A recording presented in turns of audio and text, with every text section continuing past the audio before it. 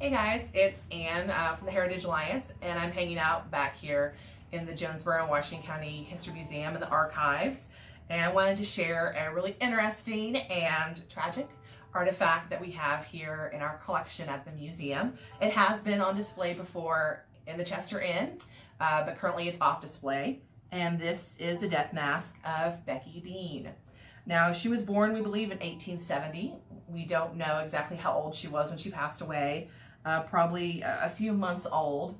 Unfortunately, she lived a very short life. And death masks were pretty common practices in the 1800s especially, but usually it was just like the face, especially like the top of the face. And that was a way to remember the loved one after they pressed on, and especially like really well-known famous figures had death masks made.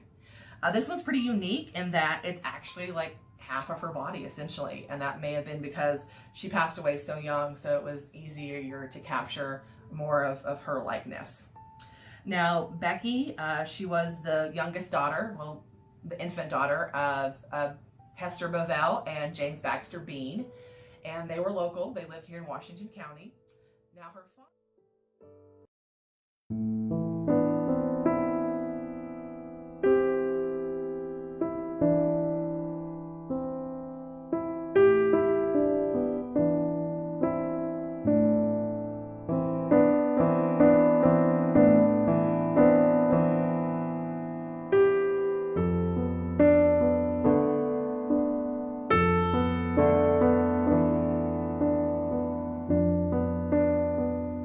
Now, sadly, to add more tragedy to this tale, her father passed away in France and never returned home while his expedition was climbing Mount Blanc.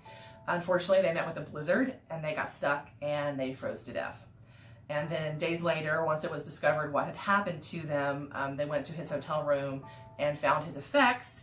And in part of his effects, they found a card that had a cross of white crystal sewed onto it. And on the card, he had written, top of the brevet, 8,284 feet, 1870. Beckie, bless your darling little heart. This shall be for you, for I thought of you as soon as I saw it. So he had been collecting pieces for his family back home, and he collected that piece for Beckie. And sadly, he was not aware of what had happened since news traveled so slowly, especially.